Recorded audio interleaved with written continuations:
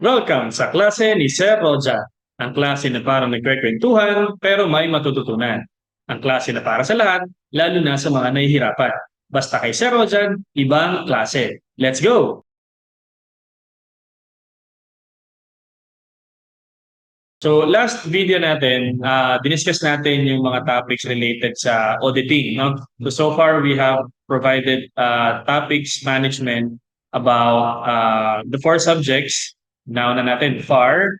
The next one is law. The next one was management services. And yung last nating video is tungkol sa auditing. Ayan. So today we're going to provide the topics tungkol naman sa advanced financial and accounting and reporting. So ano na bang mga topics related sa AFAR? Ang AFAR ang isa sa mga pinaka kinatatakutan ding subject no sa LEGPA. So siguro dahil sa mga complications or complicated questions related sa mga topics na yan and yung ibang questions minsan konektado pa sila no. So, tingnan natin, ano-ano ba mga topics ang maraming kukunan ng question at ilan dun sa mga questions na yon from that topic, easy, average, and difficult. Okay? Sige. So, first natin sa Advanced Financial Accounting and Reporting is tungkol sa partnerships. So, sa partnership accounting, ilan ang kukunin ditong items? So, 10 ka agad yan, no? Breakdown natin. Ano na ba ang composition ng 10? So, you have your nature, scope, and objectives. So, tatlong questions agad na kukunin dyan. And that's easy. Ano-ano yung mga topics related dyan sa nature, scope, and objectives? So, again, yung ano ba objective ng partnership accounting, anong sakop niya, and then how it is different from single proprietorship and corporation accounting. Okay, at saka ano yung mga rules at saka practices, mga concepts and principles applicable sa partnership accounting. So that's three questions. Three easy lang sila, no? And then another one, yung formation of partnership. So dalawang questions ang kukunin dyan, considered to be moderate or average. Okay? So yung computation ng initial capital contribution ng mga partner sa partnership. So dyan kasama yan. So once you form your partnership, yung operations na ng ating partnership, including dissolutions na rin, tsaka changes in ownership. Changes in ownership. Okay? So, ilan ang questions kukunin dito? So, yan ay tatlo, dalawang moderate at isang difficult.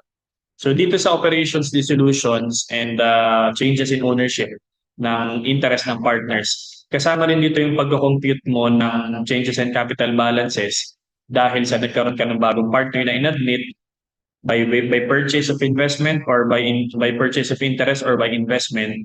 And then computation din ng interest ng partnership dahil nagbago yung balances nila because of withdrawal, because of retirement, because of death of a partner. And then kung na-compute din dito and yung allocation ng changes kapag nag-incorporate na ang partnership. So kasama dyan yung mga topics na yan.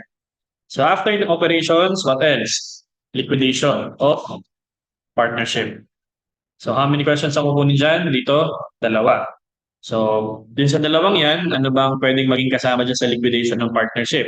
So, meron tayong, kukumpitin nyo rin dyan yung amount ng settlement ng partners after ng liquidation ng partnership under lump sum method or under ng installment method. So, considered to be difficult yung topic na yan sa liquidation, probably because mahaba siyang gawin, no? Ayan. So, all in all, ang ating partnership accounting is composed of 10 questions. Right? Next, another topic ng Advanced Financial Accounting and Reporting is yung corporate liquidation. Okay, dito sa corporate liquidation, konti lang naman ng kukuning questions dyan. 4. Pero yung 4 na yon, 3 manggagaling doon sa pag-prepare ng statement of affairs. Okay, statement of deficiency, tsaka yung realization and liquidation. Realization and liquidation. So, 3 items ang kukunin dyan. Isang easy, isang average, at isang difficult. And then, what else? Yung pag-compute mo ng order, pag-determine mo ng order of priority. Ayan. Yung order of priority of claimants para dun sa company's assets ng corporation, no? Subject siya sa liquidation. So isang question ang kukunin dyan, pero that's difficult. So yung order of priority, aralin ninyo yan. So all in all, you have 4 questions na manggagaling sa corporate liquidation. Next, you have joint arrangements under PFRS 11. Okay? So dito, 4 questions lang din muna ang kukunin sa joint arrangements. Pero yung joint arrangements muna hati sa dalawa. Una, yung joint operation. So this will be composed of 2 questions, isang easy at isang difficult. Dito sa joint operation, kasama dyan yung tungkol sa nature and scope ng joint operation at anong pinikaiba niya sa business combination. So kasama yun, yung differentiate natin sa business combination. At kung ano yung mga standards and principles and methods in accounting for joint operations transactions. And then yung kasunod, joint ventures. So joint venture, isa lang ang kukunin, pero considered moderate. Okay? Sa joint venture, same goes with joint operation, nature, scope, tsaka yung nature and scope, and then yung differentiation ng joint venture sa business combination, and then yung standards, principles, and then methods in accounting for joint venture transactions. And then, sinasamahan na rin dito ng accounting for SMEs.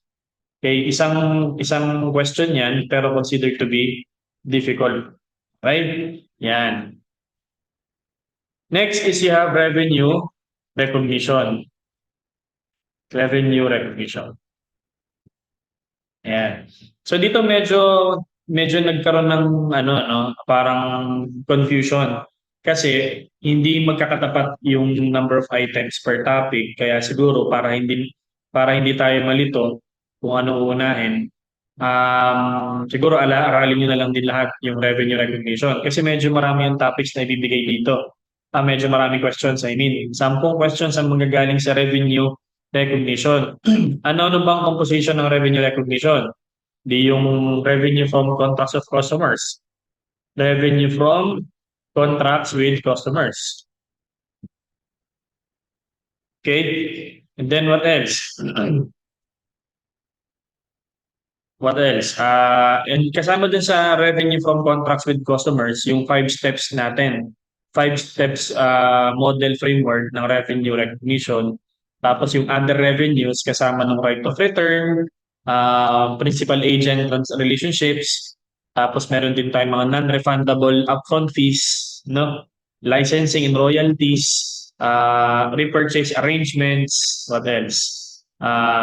Gift cards, kasama rin dyan ng gift cards, yung mga consignment arrangements, yung build and hold arrangements, kasama din dyan. What else? Yung long-term construction contracts, definitely kasama din dyan.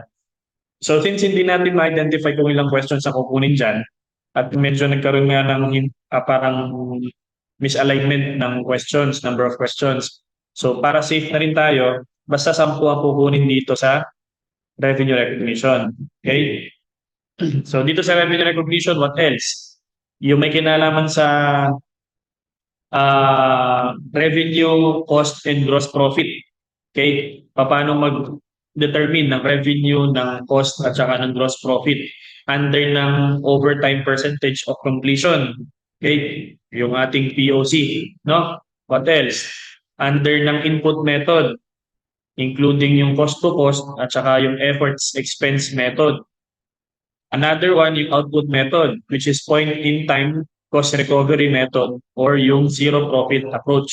So kasama yan dyan sa ating revenue recognition. Also included here in revenue recognition topic, yung mga amounts of contract assets tsaka yung contract liabilities based on the performance obligation. Including na rin dito sa ating revenue recognition, yung franchise operations on the point of view ng franchisor, paano mag-compute ng amount of revenue, cost, and gross profit para sa initial franchise fee at saka para sa continuing franchise fee. Also, kasama rin dito yung accounting for consignment sales. Okay? Paano mag-record ng sale of merchandise by consignee, okay, sa third parties, at kung paano i-record yung remittance sa consignor. At kung paano i-solve yung ending inventory.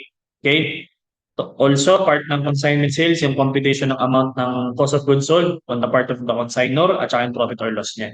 And then finally, yung pagsusulmo ng amount for to be presented in the financial statements. Okay? So, again, hindi na natin masyadong ano yun to, i-break down kung ano yung mga topics at kung ano yung mga questions. Pero yung mga topics siguro, i-breakdown na rin natin.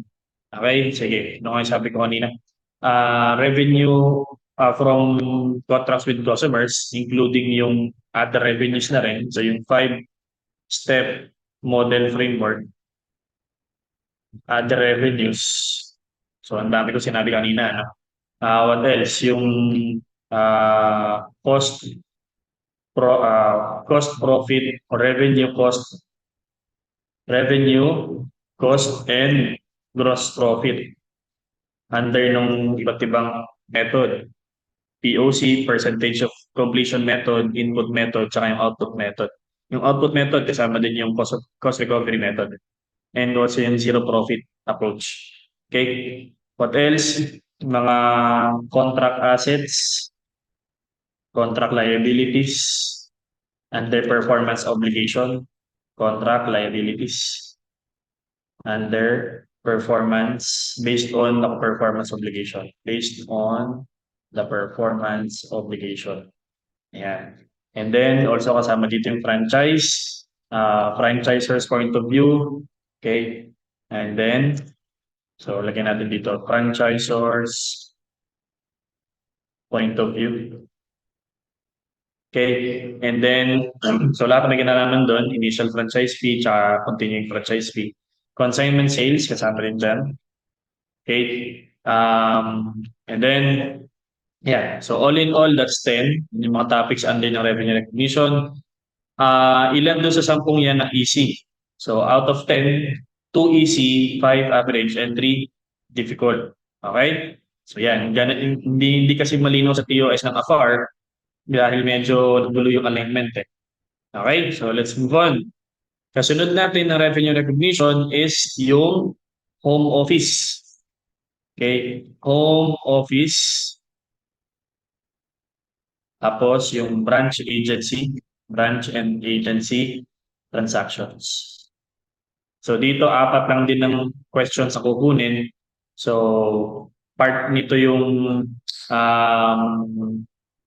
transactions, mga transactions on the books of the home office and branch. Okay, on the books of home office and branch. So ilan ang kukunin dyan? Isa. So that's considered to be easy. Okay? Ano pa? Again, dun sa transactions sa books ng home office at saka ng branch, gamit ng general procedures at saka gamit ng special procedures, like for example, yung inter-branch transfer of cash at saka yung merchandise at bid price. And then, what else? Yung reciprocal accounts, yung pagre-reconcile, reconciliation. Okay, that's also one question. So that's average or moderate. And then individual and combined financial statements. Okay, so kasama rin dyan. That's one question, difficult yan.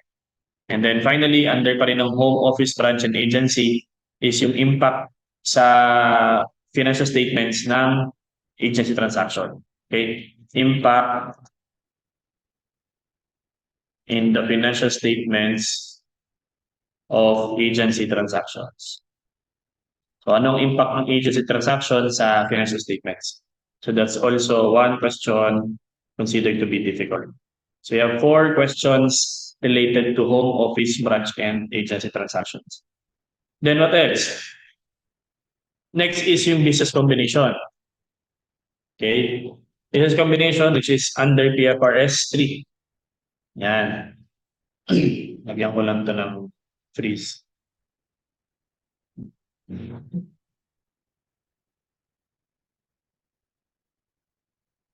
Yan.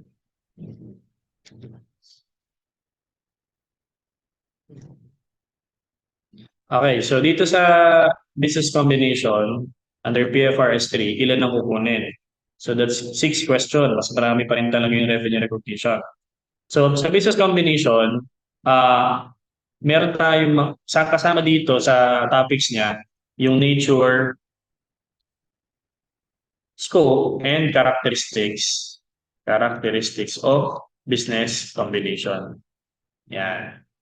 Okay? Yung mga transactions affecting business combination. Yan. So that's one question considered easy. Okay? What else? So, apat ang question naman na kukunin doon sa merger and consolidation or acquisition of assets and liabilities using acquisition method.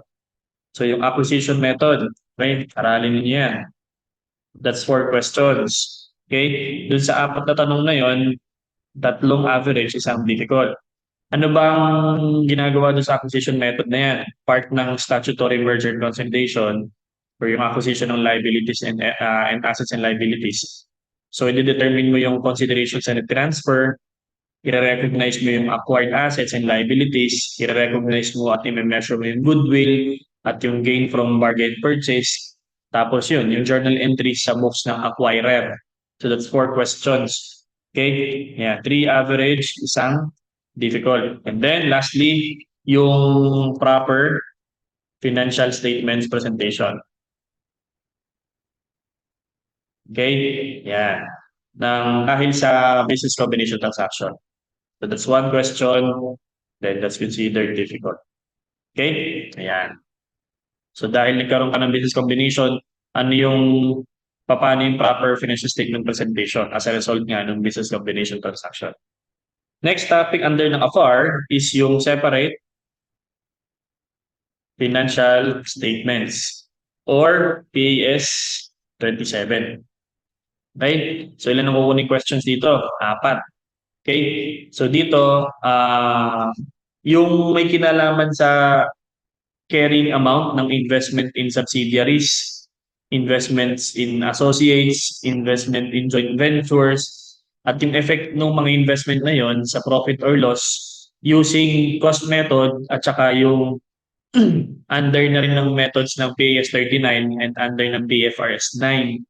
So again, carrying amounts of investment in associates, meron din tayo dyan subsidiaries, joint ventures,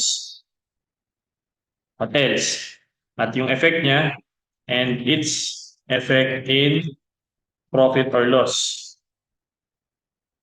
Under nga ng cost method, PAS 39 at under ng PFRS 9. So that's 3 questions. 1 easy, 1 average, and 1 difficult. Then what else? Yung treatment ng dividends, treatment of dividends. Okay? At yung related disclosures niya in applying the accounting policies sa investment in subsidiaries, associates, and joint venture. So that's 1 question considered average or moderate. Okay? So we have actually parang 2 questions ito eh. Pag tinignan mo yung TOS again, parang nakalagay lang doon ay, hindi tama, tatlo lang talaga to. 4 lang talaga sadya. Tama, 4. Ayan. So next, yung kasunod pa lang tinitingnan ko, no? Consolidated financial statements. So that's PFRS 10. PFRS 10. So, ang Conso FS natin, meron tayong 5 questions na kukunin dyan ng BOA. So, saan magagaling yung mga questions na yan? So, first, yung ating consolidation procedures. Consolidation procedures. Okay? At kung ano yung amount na ipepresent sa FS related sa net income, related sa dividends amortization, sa impairment ng goodwill, what else? Related din sa intercompany transactions between inventories, land, at saka yung mga depreciable assets. At yung pagko-compute ng amounts ng net income tsaka OCI under equity at yung attributable sa equity holders ng parent controlling or parents interest at saka yung mga non-controlling interest at consolidated group. Also, yung pag-determine ng amount ng retained earnings common share, and the dividends attributable sa equity holders or parents controlling interest. Okay? So that is bali 5 questions. Yeah, so hindi ko na masyadong i-elaborate dyan. So, basta consolidation procedures. Okay, so that's 5 questions. Dalawang easy, isang average at dalawang difficult. Okay? Next, derivatives and hedging accounting or hedge accounting. Yeah. Okay, so what's the PFRS for this? PFRS 9. Derivatives is under PFRS 9. So you have 4 questions na magagaling dito sa topic na to, yung derivatives and hedging accounting. Yung dalawa doon, manggagaling doon sa initial recognition, saka yung subsequent measurement, and yung the recognition ng derivatives. Okay? So, lagyan natin dito, initial recognition, subsequent measurement, and the recognition of derivatives. Yan. So, alamin mo dito kung ilang number of derivatives ang dapat i-recognize sa financial statements at yung consideration ng fair value measurement na gagamitin mo, no? Tapos ano ba yung mga types of derivatives at kung ano yung value nila? Paano ma-determine yung value? Halimbawa, yung forwards instruments, yung futures instruments, yung options at saka yung swap instruments. So, yun yung mga types of derivatives na meron tayo, and how would you determine the value of them? So that's 2 questions, isang easy at isang average. Okay? And then yung impact or effect of hedging transactions. Hedging transactions in investors' point of view. In investors' point of view. Yan. So dito, 2 questions ang kukunin dyan. Isang average at isang difficult. Okay? Anong mga yung example ng subtopic on determining the impact of or effect ng hedging transaction sa investor's point of view? Halimbawa, under ng foreign currency forward contract. Okay? Yung mga undesignated hedges, ito yung mga hedges na does not require a hedge accounting. Example, yung mga exposed assets, mga import or liability or export position. Speculation. Yun namang mga hedges that requires hedging accounting or hedge accounting under ng fair value hedge, okay? Or yung hedge of a firm commitment under ng purchase or sale transaction, cash flow hedge, again, purchase or sale transaction, tsaka yung hedge of a forecasted transaction. Okay? Yeah, so that's 2 questions. Medyo mabigat, ano? Pero 4 questions lang ang derivatives all in all.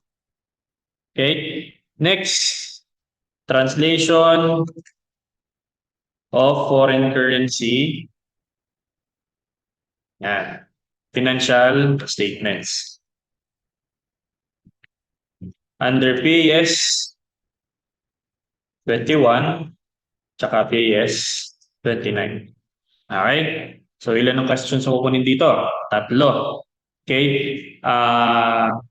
Isang easy, isang average, tsaka isang difficult. Pero ano ng topics under niyan? So, yung using closing and current rate method, using closing and current rate method. Yan. So that's 1 question. Yung pagka-translate mo baga ng ano? Pagka-translate mo ng functional currency into presentation currency using closing at saka current rate method. So that's 1 question, that's easy. Okay? Another is yung from foreign currency financial statements or FS to functional currency. Functional currency. So that's 1 question and that's for average or difficult average. And then the last one is yung restatement. Under ng restate financial statements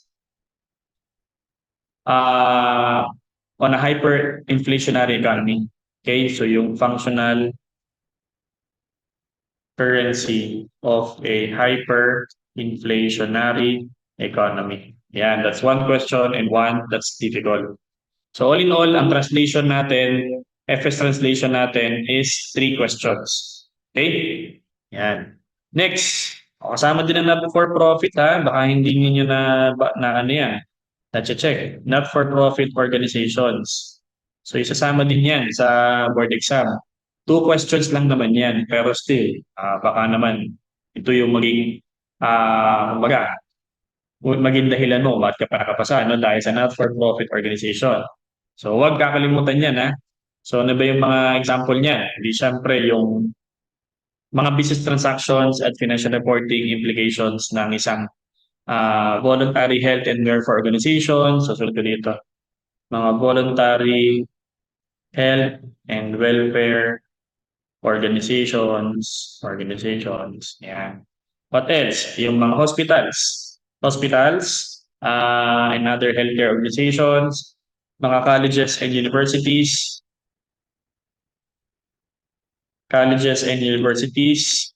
and then what else? Churches, museums, kasama din dyan. Okay? And then yung mga fraternities, kasama din dyan. Fraternities. Okay? And associations. At saka yung, ayan, kung meron pang iba, others, and others. 2 questions, one easy, one average. So, this should be included in your advanced financial accounting and reporting discussion subject. Pwede siya sa, ayan, kung may subject kayong separate for accounting for not-for-profit organizations, masasama dapat sa discussion. No? Pero ang itatake lang naman dyan, yung nature of business transactions and yung financial reporting implication. Okay, ng mga yan. Okay? Next, government accounting. Government accounting under ng general fund. Ilan ang kukunin dito tanong? Also, dalawa din. Okay?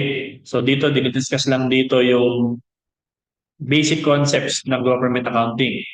Okay? Ano yung procedure ng government budgeting?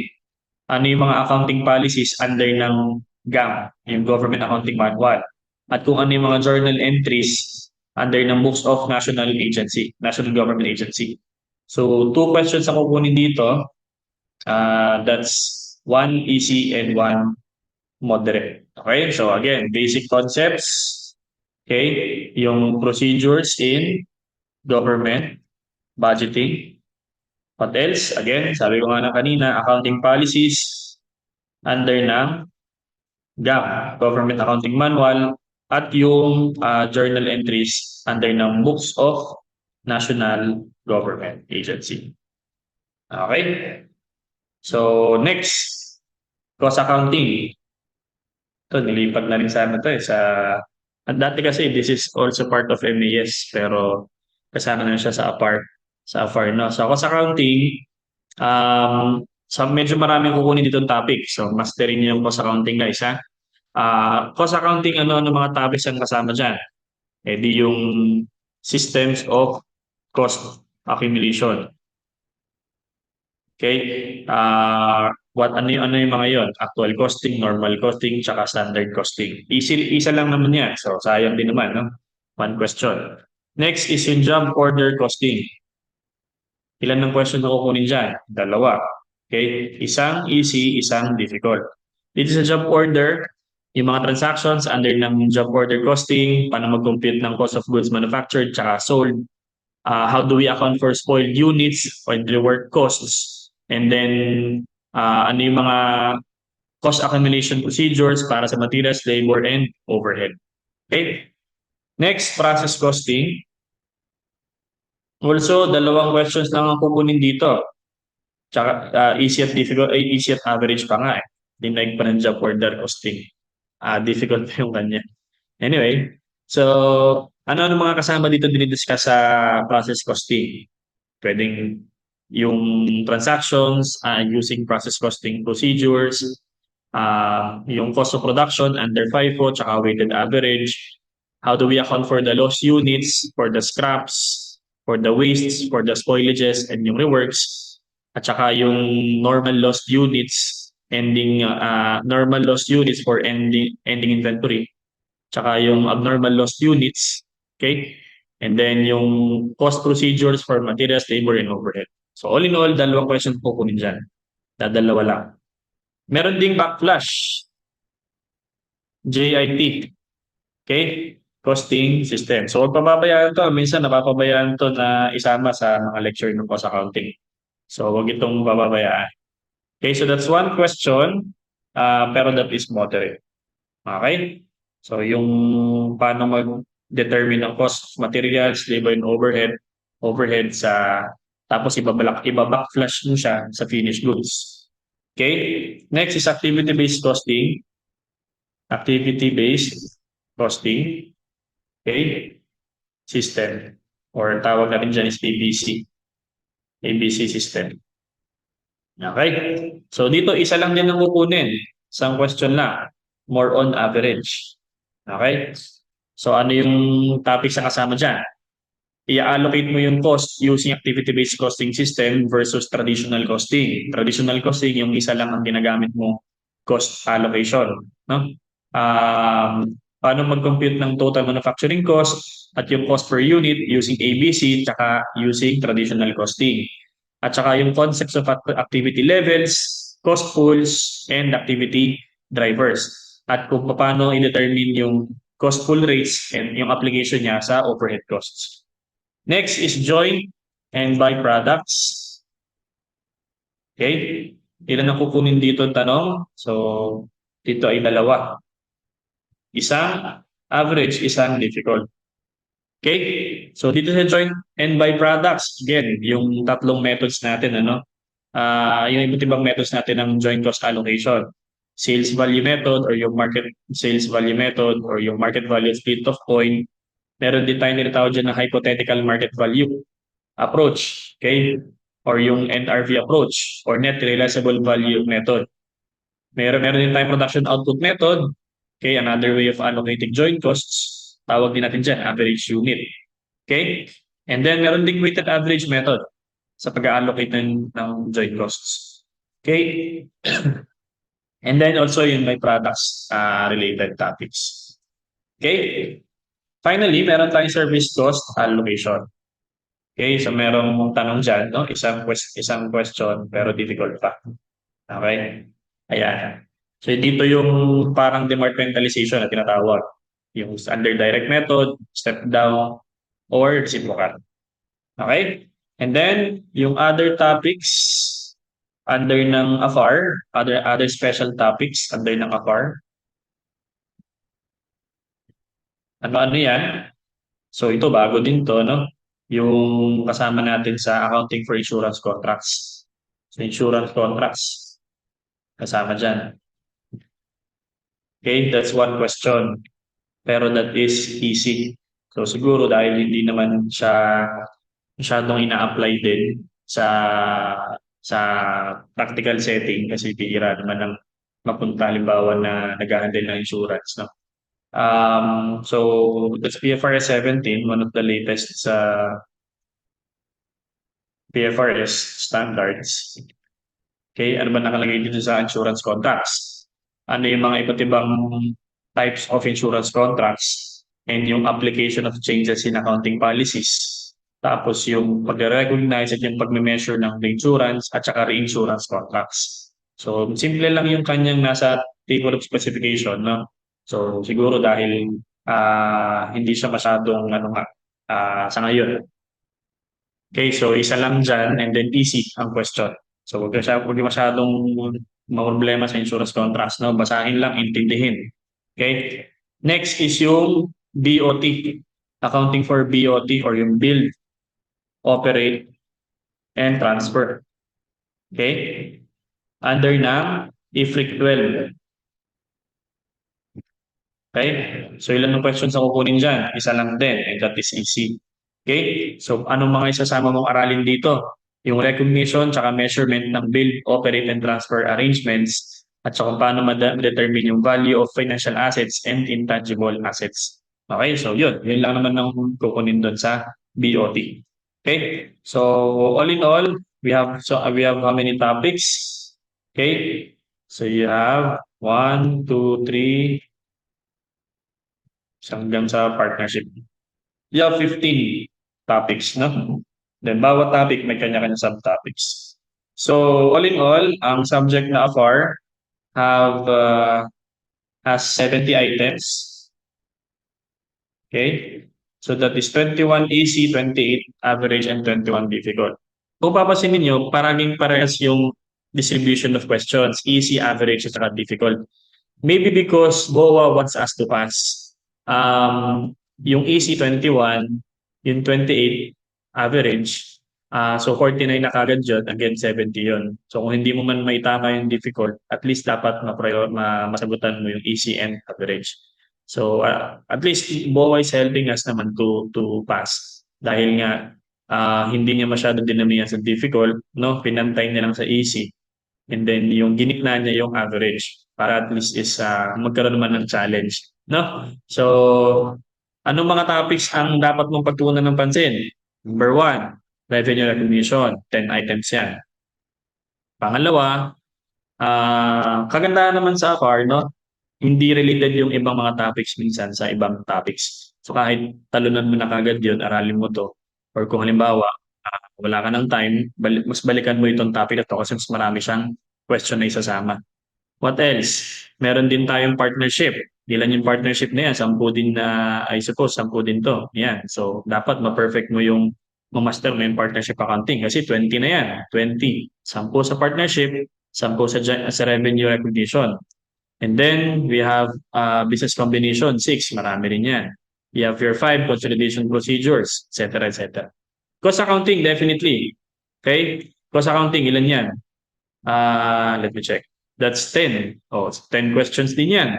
So, partnership, cost accounting, tsaka yung revenue recognition. All have 10 questions. So, 30 na kagad. Ilan na lang kailangan mo? 40 o 35 para mga 65 ka, no? Ayan. So, at least, meron ka ng idea para at least hindi ka mag-cramming, ano? Ayan. So, I think this is the end of our topics management about AFAR. Hopefully nabigyan tayo ng idea. Ito pala yun. Na-realize ninyo na uunahin ko itong topic na to. So that's our objective in doing this videos from the very beginning. To guide you which topics should be your priority dahil siya mas maraming questions sa kukunin. Okay? So yun lang. Good luck sa iyong CPA journey, sa review mo, and I pray na sana makapasa ka kasi manonood dito. Okay, so good luck and wish you all the best. Bye-bye.